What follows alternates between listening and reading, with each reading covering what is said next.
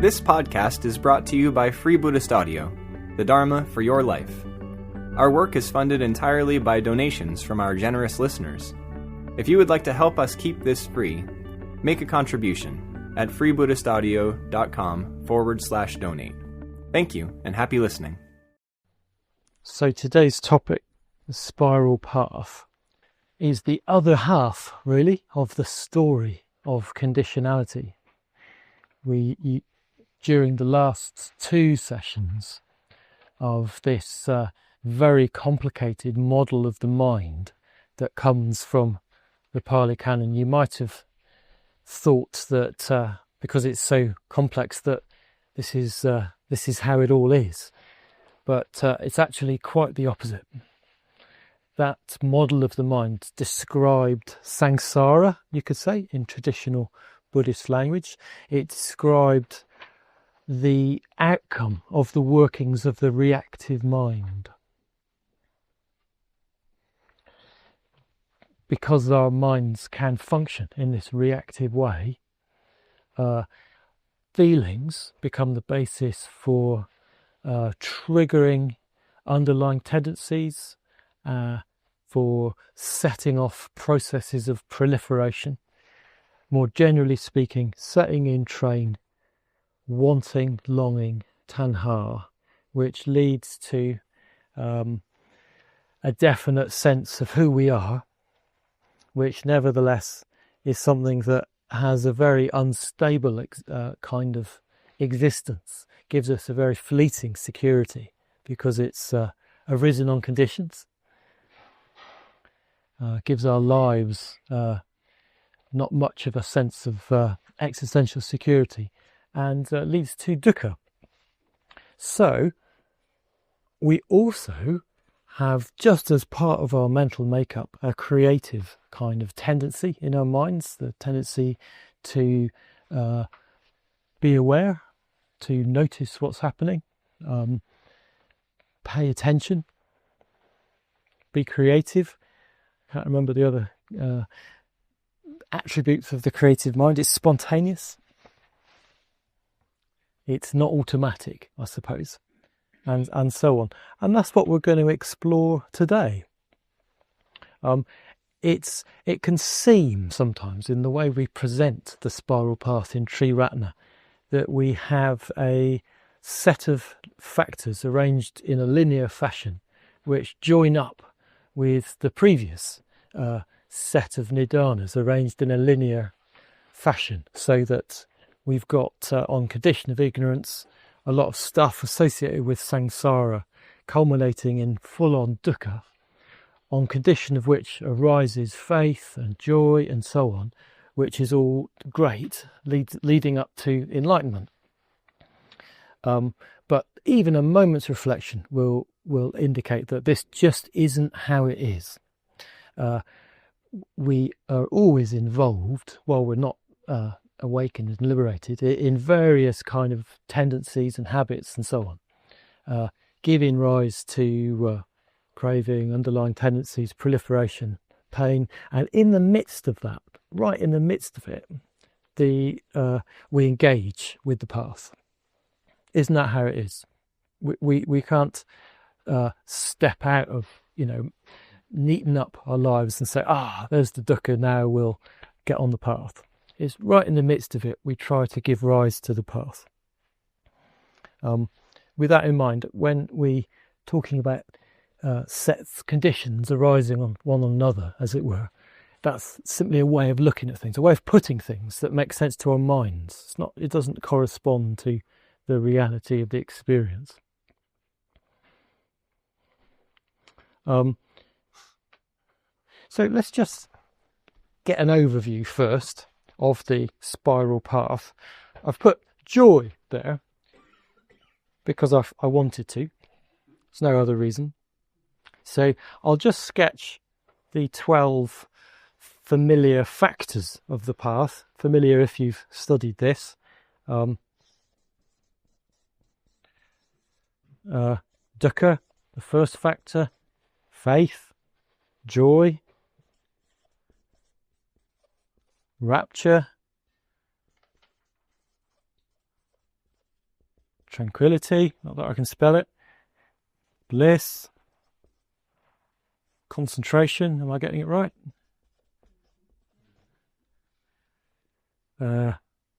Let's just call it insight, knowing and seeing things as they really are.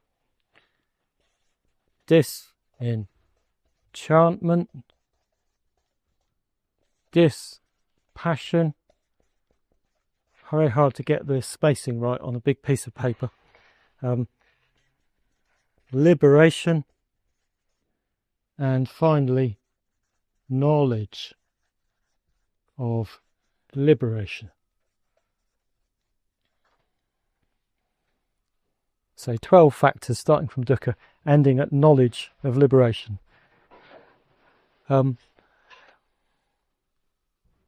It's a slightly, it's a list that you can raise a lot of questions about. It crops up a few times in the Pali Canon, but there are actually quite a few other ways in which the Buddha presents a path to awakening. You might have heard of the 7 factors of awakening, the 7 Bojjhangas. And they're a parallel list of 7 factors which are said to arise one after the other. They go, can I remember without having prepared? they go, rapture. No, they start with investigation. That's it, investigation of phenomena, followed by energy, followed by rapture, which is the same as here, followed by tranquility, followed by bliss, followed by concentration, culminating in equanimity, upekkha. So it's obviously related, but the Buddha never sort of says, well, how does this relate to that? It's just obvious that there are different ways of expressing this path with some common factors. And you might also ask, well, what's the relation between the spiral path and the Noble Eightfold Path? Yeah? And this is perhaps a more important question, really. How do you tie these two together? And again, the Buddha never quite explains it, but I think this is more obvious, or there's an more important principle behind it, which is worth getting to thinking about. We heard in the Fourth Noble Truth that the way to the cessation of dukkha is the Noble Eightfold Path, which consists in right view, which is what we're working on, developing, thinking about here, right intention, right speech, action, livelihood, right effort, mindfulness, concentration. But the way the Buddha talks about this, it's really clear that to practice this path, you give rise to each of these factors at the same time, yeah, or all together. There are 8 different factors of what you need to develop. I mean, that's pretty complex. That's a tall order, isn't it? But nevertheless, that's the way it's presented. In practice, we might start with right view and work on our right speech, action, livelihood, and work on our meditation. But in principle, it's not as though one arises, then the next, then the next.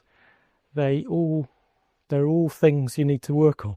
And in a way, when a Buddha hasn't sort of finished with the Noble Eightfold Path, it just becomes that which he is living with all the time. If that makes sense. Again, it's a funny idea to call it a path. It's more like it's a way that one gives rise to. So much for the Eightfold Path as what we make an effort to do. But what then might our experience be as we give rise to those 8 factors? And I think it's this that the spiral path gives us a sense of. These are stages of experience that we might go through as we practice the Eightfold Way. Does that make sense? It's slightly complex, but it's important, I think, isn't it? in the sense that what we make an effort at doing is cultivating the 8 factors of the Eightfold Way. And the results of doing that might be our experience of moving through these stages of experience.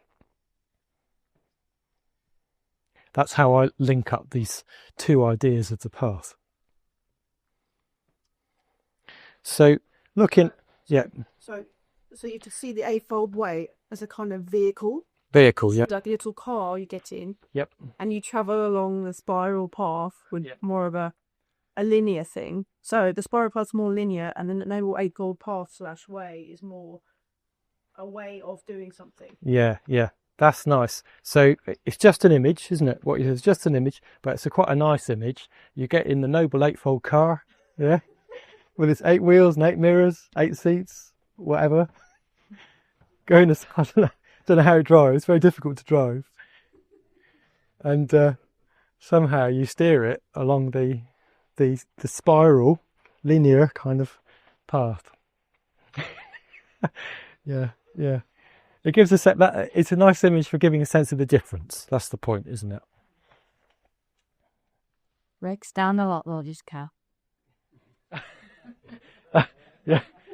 You're a bit getting out and fixing it, calling the repair. That's the problem. Yeah. Yeah.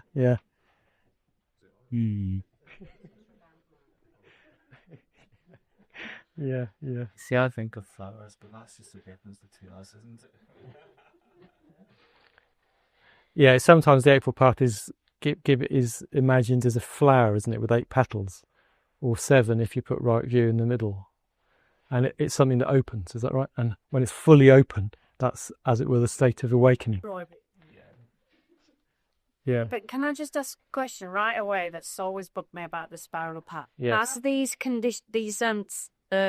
states, Are these states that you only experience during meditation, or are they states that appear in your life? So are the factors of the spiral path things we experience in meditation or in life?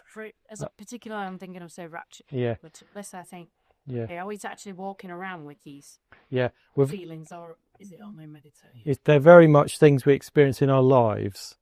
You might have a much better chance of experiencing some rapture in meditation, but nevertheless, that's simply one part of our lives where we might experience this particular stage.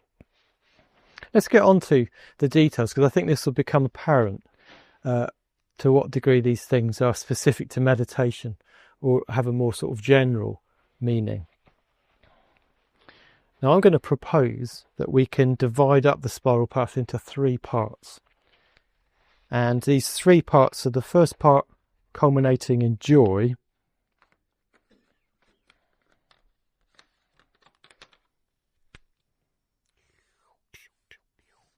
the second part culminating in insight,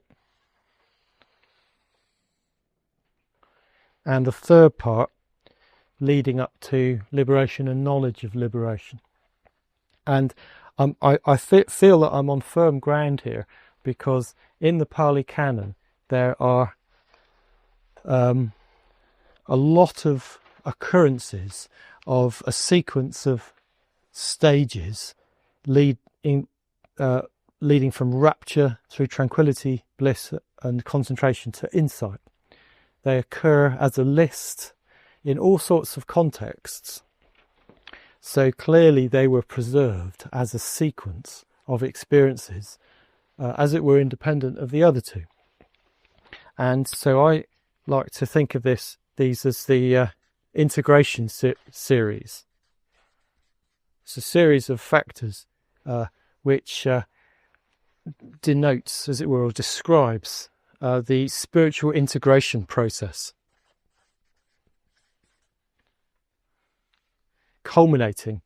So concentration really means complete integration of our being, and that culminates in insight. Then these earlier 3 experiences, dukkha, faith and joy in this case, are the beginning of the path. They're let's just call it the beginning of the path.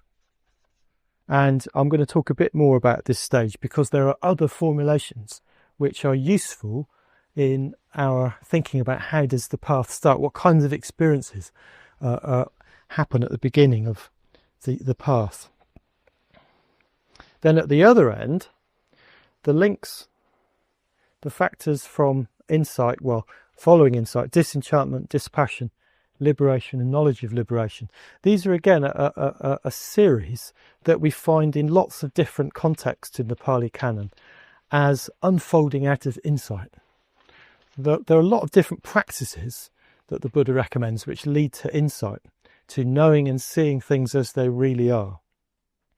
And what unfolds out of that is a sort of spiritual process, beginning with disenchantment, the spell of the world being broken, as it were. Moving on to dispassion, a sense of being less involved in those things which previously enthralled us. To liberation, the freeing up of our being from that which previously bound us. And culminating in knowledge of liberation, which is to say, knowing that the work is done. The work is done, and that obviously equates to enlightenment. So we're talking very high, far along sort of achievements here. And in some ways,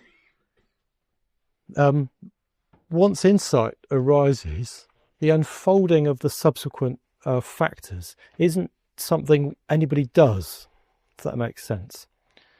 There's been a lot of talk in Triratna about a suprapersonal force, a stream of the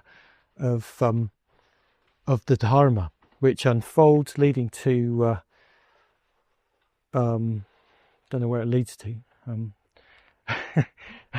but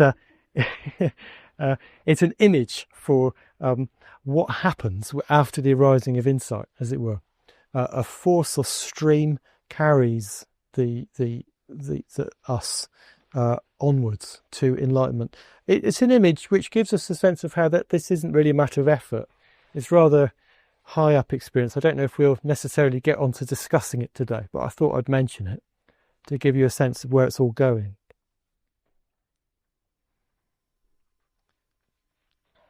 Just from my nose, where does this last? Where is the cut off of this? Where's the cut off, as in? The fact. It's between insight and disenchantment.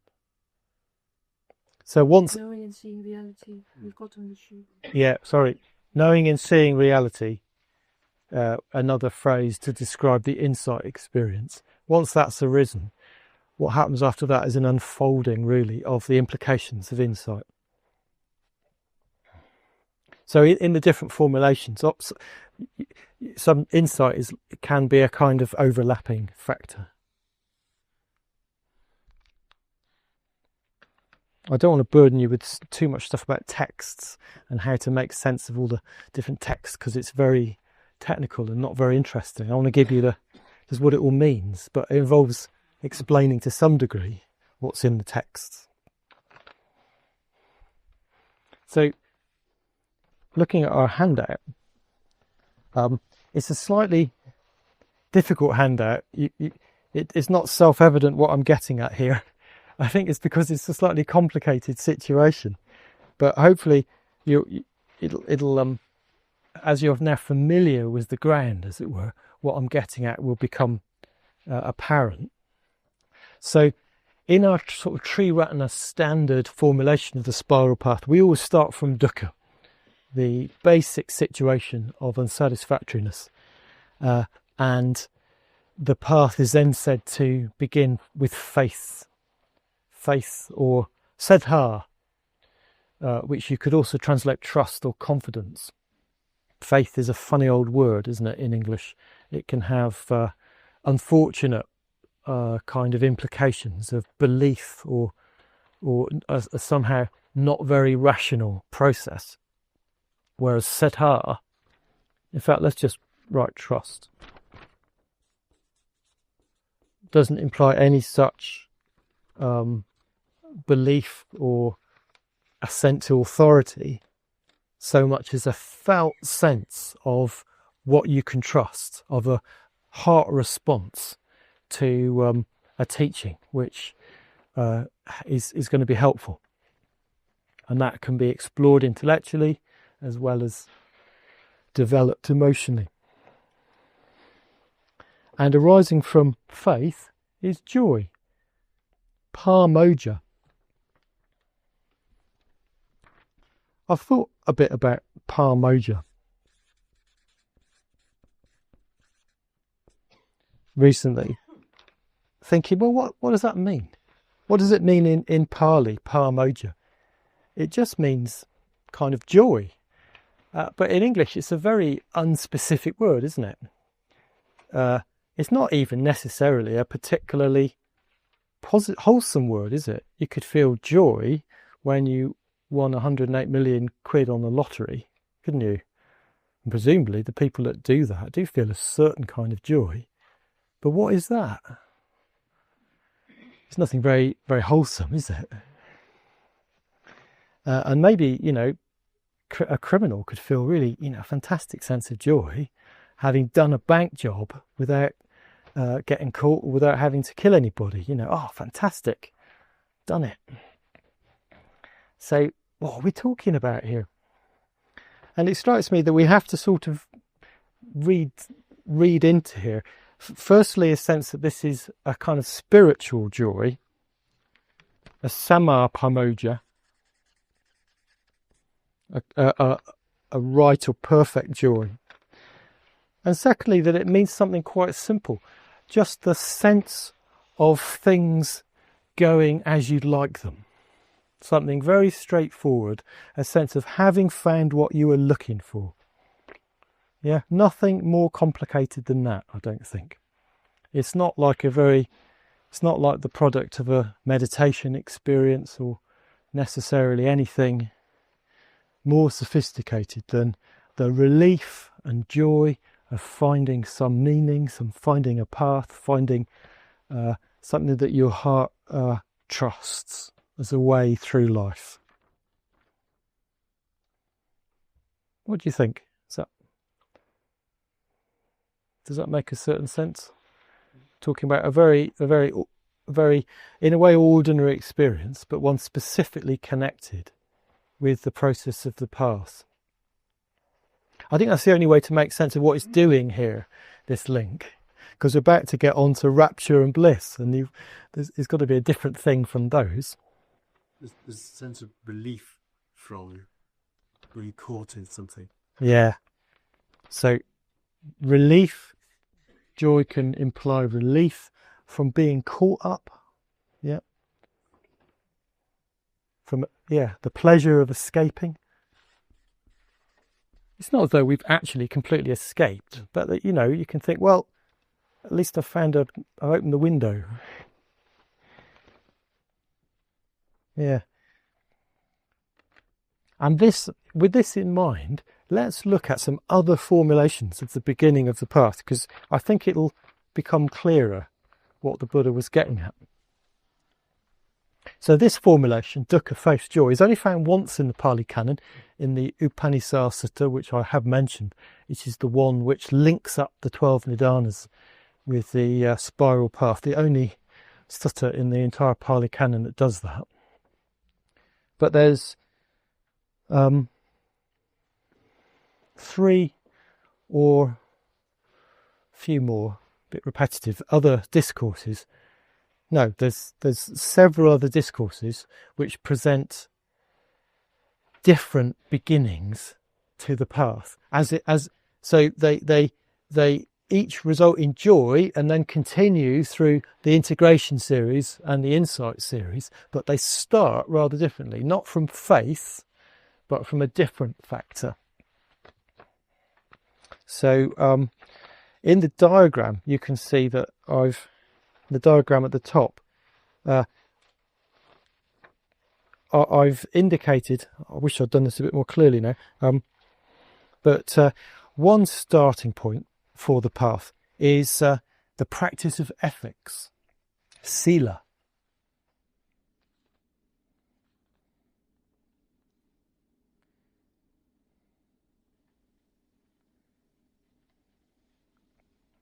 Yes, and this is said to lead to freedom from remorse. So with the practice of ethics, this condition arises freedom from remorse. And freedom of remorse is the condition that, which results in joy.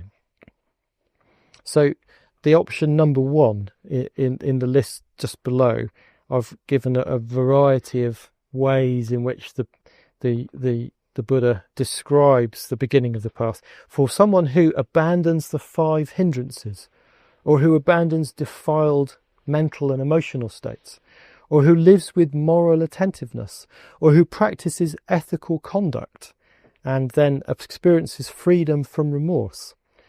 For those people, joy is born. So the Buddha gives a sort of range of different things that lead to joy. And I think this makes a lot of sense, because it's a lot clearer why one would experience joy if it arises on condition of freedom from remorse. So it's as if you might hear the Dharma, let's say, and it strikes a chord, and it leads you to take up the practice of ethics to sort out your life. Yeah, I think that's the suggestion. You take on the precepts, live with moral attentiveness, as it were. Start attending to, what kinds of mental states are wholesome, lead to good consequences, and which kinds of mental states are not very wholesome. What kinds of behaviours am I involved with, which are really I'm not very proud of, let's say, or I know that don't really help, and which ones are really in line with my own ideals, my own values. And that process carried through, I'm sure all human beings are involved with this to some degree. I think it just gets a bit more intensified once you get involved with a spiritual movement which focuses on this. What happens is you start to sort yourself out, yeah? And you start to therefore experience a freedom from remorse. A freedom from a sense that you've done wrong. I really like this phrase, avipattisara. It simply means not thinking back on bad things. If that makes sense. Because actually, you're living in a fairly wholesome way, sorted out your basic values, no longer putting your foot in it quite as often as you did. So you experience a sort of general sense of good conscience, sense of clarity and ease. And that's the condition for this joy that we were talking about, a sense of relief, sense perhaps of escaping from how one was, a sense of well-being.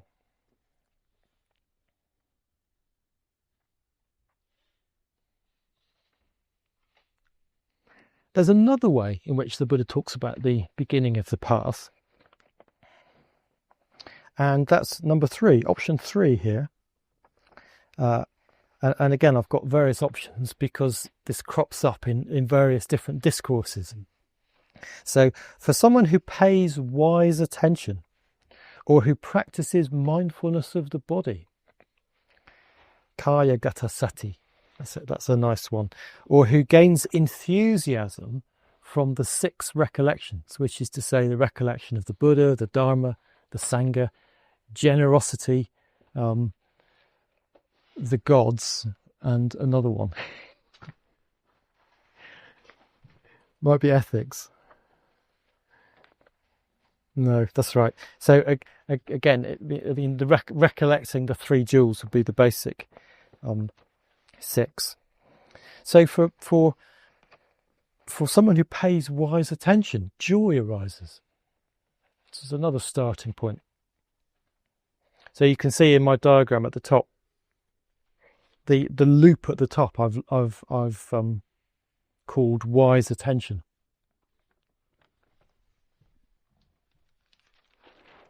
I mentioned wise attention during the first reflection period. It's a very interesting phrase, this yoniso manasikara. Manasikara literally means making in the mind. So we translate it attention, but it has a sort of slightly stronger implication that our experience is in some sense made in the mind, in the sense that what we pay attention to leads to the content, gives rise to what we experience to some degree. This point came out when we were considering contact as a factor in the 12 nidanas. The forces that drive your attention to count the white ball being passed led to you not noticing the gorilla, for instance. So what we pay attention to determines what ends up being noticed in our experience, our experience being a certain way. So in that sense, attention, manasikara, is quite a strong term. And yoniso means according to origin, or yoni. So if I put according to origin, a yoni is a womb. Great word, isn't it? Yoni, according to origins. So according to the starting point of things. So paying attention to according to the origins of things means looking into where things start from. Yeah, looking into how things start off in our experience. I know from what you were saying earlier that some of you have been looking into, like some situations in your lives, yeah, relationships with other people, and looking into how did they start off, but what are they like? Looking into things according to their origins, and discovering things like, well, what did you say, Julia? It's like you can't change somebody necessarily. You can't fix it. And that's a product of yoniso manasikara, paying attention according to the origins of things. So hence, when we translate this wise attention, we're using the word wise in a kind of a way which is sort of works in English, but isn't really quite a translation either.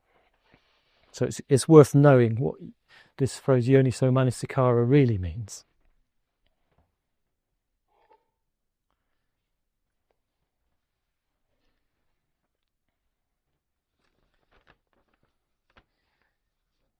And this kind of wise attention, I do think of it as a kind of mindfulness practice, or related to mindfulness practice.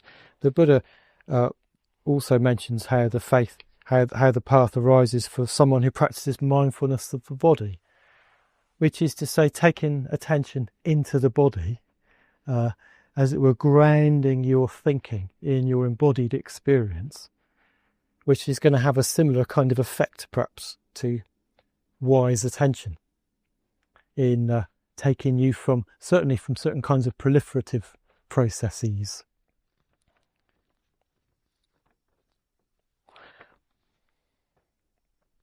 And just to go over this second option, there's, for someone who experiences faith and who's developed experiential trust, avecca pasada, in the Buddha, the Dharma and the Sangha, for that person, the factor of faith will arise. So now you can see we've got sort of several starting points, three groups of starting points really for the spiral path, for the spiritual life. So can you tell me something about this phrase, avecca pasada? Oh yeah. So Yeah, the when we I'll just fill in the background for the sake of the recording. So so when in the Upanishad Sutta we see that on condition of faith, satta, arises joy. That's one link. To fill it in with this phrase avecca pasada kind of fills out the detail a bit. So avecca is a word which means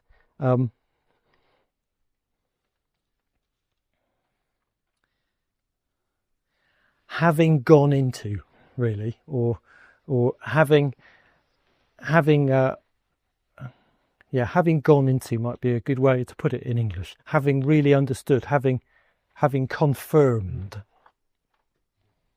And pasada is a word for faith, which really means clarity, clarity, or even brightness.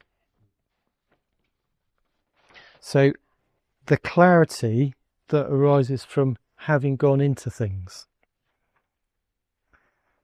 I think translators have had a real job putting avecca pasada into English, and experiential trust is one way to put it into English, but it's not great, is it? Bhikkhu Bodhi says confirmed confidence. Confirmed confidence, which is pretty good, but it sounds a bit too strong to me, to my mind. I have confirmed confidence in Jehovah.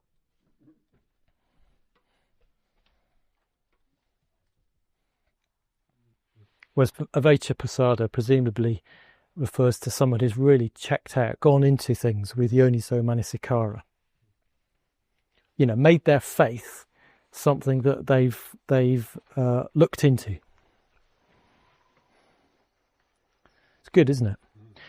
It's said, by the way, that somebody with avecca pasada, with confirmed confidence, experiential trust in the Buddha, Dharma and Sangha, is in fact a stream entrant. It's one definition of stream entry, which gives us a sense of how this sense of stream entry, of being irreversibly involved with the spiritual life, isn't necessarily a very something very far away, as it were. It might be something that anybody on retreat could come to. I'm not saying you will, or that we have, but it's not necessarily remote.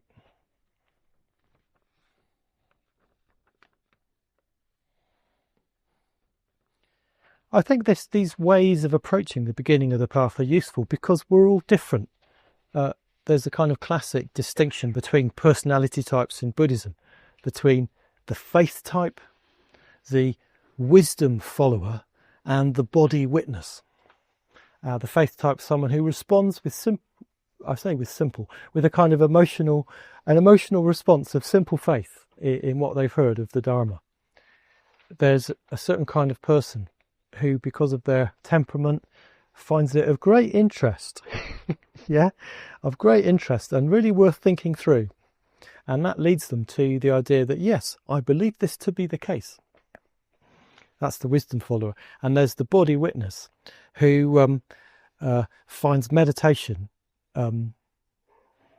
really fascinating, and by going into meditation directly experiences the truth of what has been taught. So not emotionally or only or intellectually only, but directly. I know when I started getting interested in Buddhism, it was very much just a straightforward faith response. Actually, I read a book on the Dharma and just had this immediate sense of, yes, this really sounds right. But then I'm also a strongly thinking sort, so I set to work on that, checking it out, and I think that means that for me, I'm now very much a sort of wisdom follower. I think about everything, but underneath it is a very strong sort of faith response. I don't know. I'm saying that to say that we're quite complex. None of us can be just slotted into a category, I don't think. So with the path with some sort of response to the path by way of faith, wise attention, or ethical involvement, ethical practice, arises joy. So now things get really interesting. Yeah, it's not necessarily the case that these factors will develop automatically, but it's more like, for instance, when you come on retreat, when you really make a point of working on the spiritual path, on developing the Eightfold Path, these factors may describe your experience. So here's the description the Buddha gives of what happens next. For someone who started the path, joy is born. This relief, this sense of having found what you're looking for. For the joyful, rapture is born. For the rapturous, the body calms down. One with body calmed experiences happiness. For the happy, the mind becomes concentrated. So this is a series which the Buddha quite often puts in exactly this form. It's like a very formulaic passage. It's as if it's quite important that these factors slide into each other. So the concentrated mind, which is what we'd really like, because it gives rise to insight, has got conditions. And let's go through these. So, on to the next one. Happy birthday, Janet.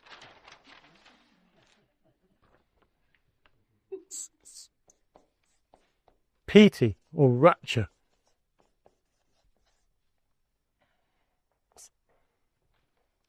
This word in Pali, piti, or priti in Sanskrit, some of you may come across. Actually, often it just means joy in the language. You know, in English it's just the same. We've got these words, joy, bliss, happiness, which we use very interchangeably. But what we're interested in here is a specific technical meaning that the word has in the Buddhist path. And that's a physical exhilaration felt in the body with different degrees of intensity. It could be just the sort of tingling of the hairs on your arm, or it could be the pervading of your whole body with intense rapture that corresponds to a release of emotional energy. Sangharakshita is very good at this, describing how rapture is connected with the release of emotional tension. So I think he gets this from his reading in psychodynamic theory, especially Wilhelm Reich and people like this, who describe how we tend to store our personalities as tensions in the muscles in the body. Our past experiences, which we haven't managed to deal with, get stored as tensions. And certainly we experience this with stress, don't we? We store up our difficulties as tensions in the body. And these are often unconscious. We don't necessarily notice anymore where we're holding tension.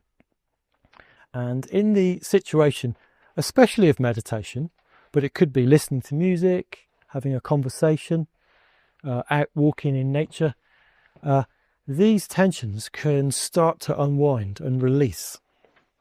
And this is experienced as rapture. Have any of you experienced anything like this? Kind of just strong release of tension. I think it's like it's not that unusual, and we don't need to think it has to be like ever so intense. It could be mild, yeah. It could be that you're having a sauna or a bath, and there's just a sense of letting go, and something gives, yeah, something relaxes. In Buddhism, in the Buddhist path, we usually experience this in meditation because that's where Buddhists put a lot of attention, as it were. I've experienced very strong rapture in meditation. And the significance of it is that with the giving up of emotional tension stored, as it were, unconsciously, our attention, our being becomes more into the moment, becomes more expansive. We feel more of what's actually happening. We're more grounded, can be more aware. So you can already sense the beginning of an integration process with this kind of rapture. Then follows passaddhi, which we translate as tranquility, or sometimes calm. But really, when we talk about calming down here, what we're talking about is the ebbing away of rapture to leave a genuinely relaxed sense of experience. Yeah, with the ebbing away of emotional tension, there's a genuinely more relaxed bodily experience. Buddhism is very physical, isn't it, in this sense? The path is quite physical. Sangharakshita, again, very good on this, translates passaddhi as integrated exhilaration.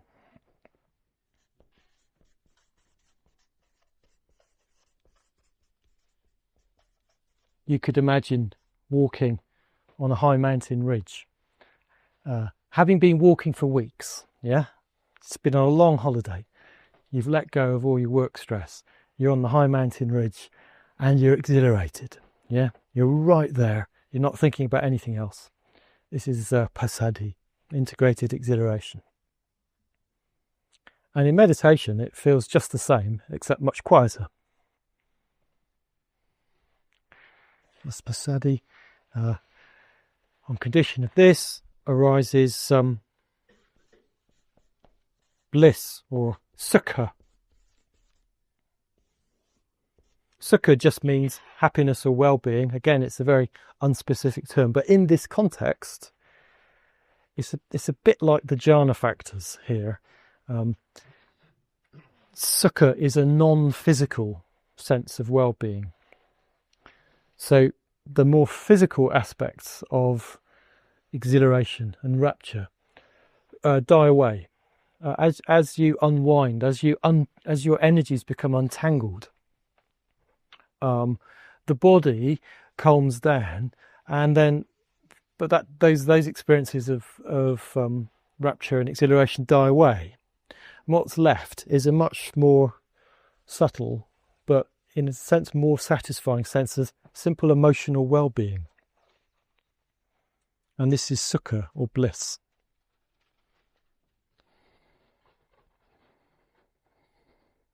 Or happiness.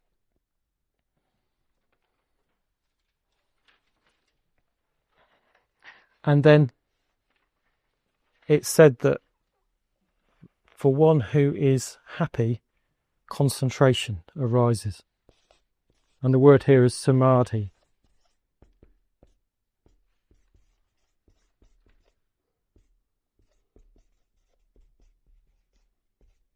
So it's not as though concentration always arises for somebody who's experiencing bliss and well-being, but it's, as it were, if that's the mental intention you've set up, this is where it can go. And if you don't have the quality of bliss and well-being, the mind is not very likely to become fully concentrated. Does that make sense? That's the important connection, I think, is that if you'd like to have a really concentrated mind, just work on the preceding factors. Just start on the rapture, which will become tranquility, will become bliss. Now, this word samadhi means to put together. Well, it means putting together, I suppose. So concentration can have some particular sort of resonances in English of a kind of forced attention to a particular object. And in fact, in Buddhism, we can talk about a miccha samadhi, a wrong samadhi. I like this. It's the concentration of the hitman. Yeah? Anybody likes Hitman movies? Do you like Hitman movies, Steve? I'll never watch a movie. No. So there's some really good ones,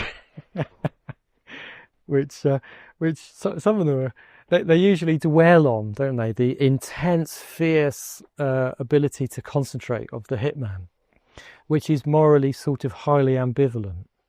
You need to be able to completely relax into kind of sighting this person, cut off from your emotions, in order to be a good hitman or hitwoman. But this, of course, is wrong concentration. And sama samadhi is something very different. It's what arises through a holistic kind of process. Sama samadhi is perhaps concentration becomes not quite the right word. And the root of samadhi in putting together might make us want to talk more about integration. So as an experienced sense of integration, just being one single entity, fully present, fully aware, without proliferation, without distraction, without one's energies being dissipated or one's emotions being absent. Sounds good, doesn't it? So once the stage of samadhi is reached, of course, again, it's not necessarily the case that in human experience samadhi leads to insight. But for someone on the Buddhist path, who's studied the Buddhist teachings, who's perhaps set up a mental intention to try and understand the nature of reality, this is the state you want to be in, isn't it? To have an integrated, concentrated mind, because it's the integrated mind which is capable of sustained investigation, as it were, looking into things. So, perhaps you're sitting in meditation, perhaps thinking about the 5 skandhas that we were reflecting on last night. Well, usually this 5 skandhas reflection is part of a strategy for looking into our experience and asking, where is myself? Is it in form, or is form in it? Is it is it contained in form, or in our physical form, or is somehow self behind physical form? And all these options, when you look into them, turn out to be not the case. And one can go through the all 5 skandhas, reflecting in this kind of way, discovering that there's no permanent, unchanging self, for instance. And this is usually how the 5 skandhas are presented as an object for this kind of reflection. But this kind of reflection won't really go to a complete resolution if the mind isn't integrated.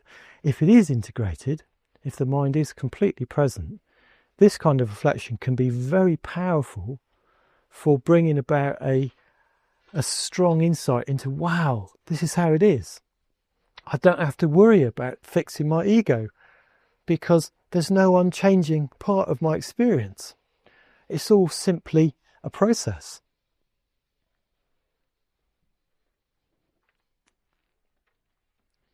And the end result of this kind of insight reflection is, this is a lovely Pali phrase, Yata Bhuta Jnana Dasana.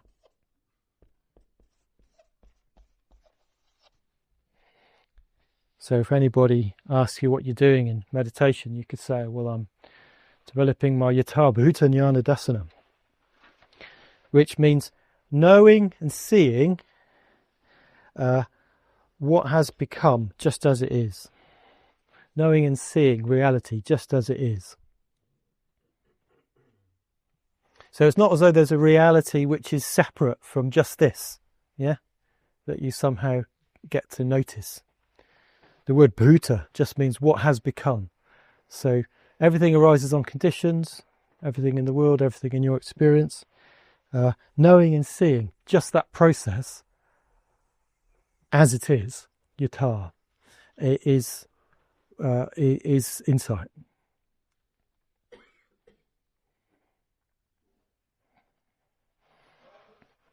What's the last word? Dasana.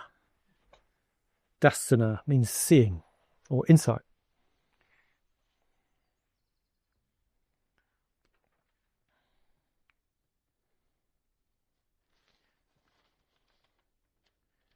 So, in a way, this path represents, I suppose, the different experiences that the creative tendency of the mind can go through or develop.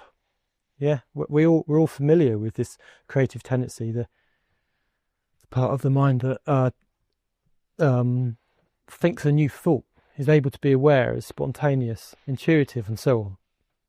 But we don't always put it to work in a systematic spiritual discipline.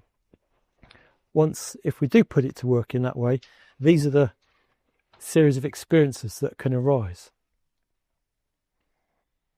I imagine you've got quite a few questions. Like, one question is, well, do these sort of unfold like naturally? How do these things unfold? Will they unfold because I want them to, or not? Does that make sense? And I think the answer is it's quite